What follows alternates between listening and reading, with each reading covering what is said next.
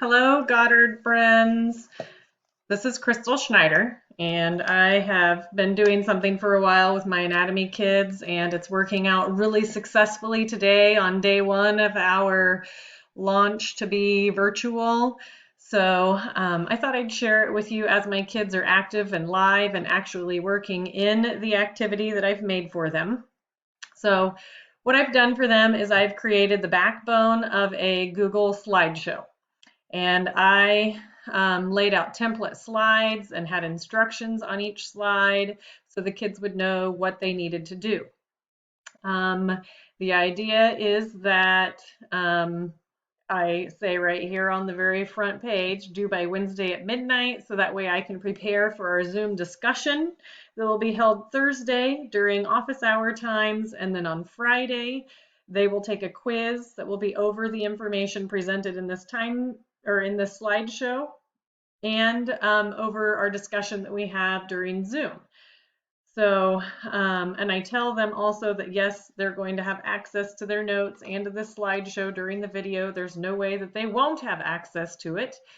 So that way they feel a little more comfortable that it's kind of an open book, open resource, kind of a quiz for them that they'll have over the content, the material.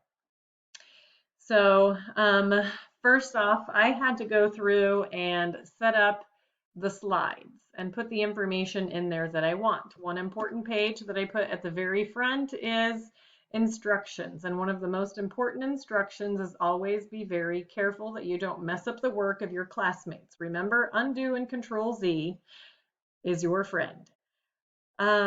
Because when you go and share this with your students, you have to share and get a shareable link that is available for the students to be able to get in and edit.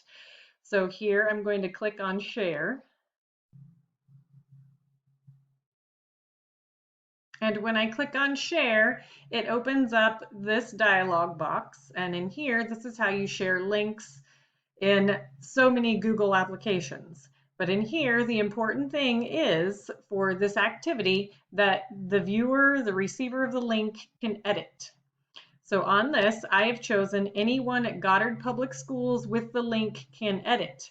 If I leave Goddard Public Schools in here, in order for my students to get in and do anything inside of here, they have to be logged into their school account.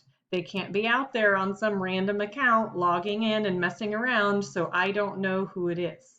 So this is a really important part that you get anyone at Goddard Public Schools with the link can edit. You can pull down this toggle box and you can pick some of these extra things. But I want this one. I copy the link. The link has been copied to my clipboard. And then whenever I create the assignment in my Google Classroom, actually I don't make an assignment. For this one, I make a material, and when they open it up, they're opening up material that they're going to use. And in that material section is where I put a link to this document so they can get in and actually edit it. Now, how do I know if my students are in here? Up here in this very top portion here, these are all of the students that are active and are live in here. So I've got 4 students in here working on this document as I'm making this video. So I can scroll over here, and if I find a slide that this comes up, this is a student that is active and is participating in this. So I can click on here and I can see that this student is working on this slide. Quinn is active. I can scroll down, and if I see any others of those, I don't see any others of those right at the moment. So I don't see anyone else that's active and live and clicked on a screen at the moment. But that's how I can tell that students are in here, is through this portion up here. Then if I click on this, show chat, a chat box comes up. And so while they're working, they can chat and talk to each other, and they can see who is active, who is live, and who has left the page and is no longer available. So while they're in here working, they can see those things. But the things I had to do to set this up to begin with was I went ahead and I made a slide for each of my topics. So here's my 14 topics that I want covered to learn about the circulatory system for their test they have to do. And I have assigned each of those topics a pair of students. And so a pair of students is going to work on researching each of those topics and filling in the information. So I have it kind of divided into sections. This section has a little bit different information and what they need to do than this blue section and then this red section.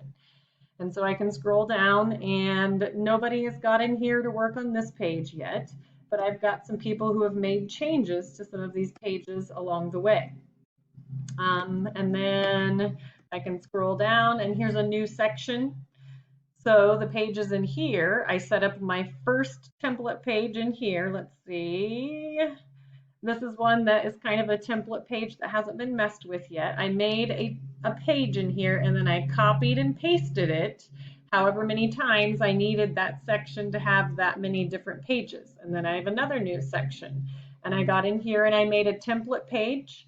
So here is a basic template page of what they all look like to start with. And then I just copied and pasted in a new template or a new page for each of them. And then I put in their topic, and I put their names up here as to who they were working with. And that way they would already be divided and have their topics. And I even tell them, yes, you can take notes over these slides, you can watch them, you can work with them before our Zoom meeting. That way they can start learning the information before we even get together and have our discussion. But I just thought this was a fun way for students to be able to interact with each other and still get together and work on these things.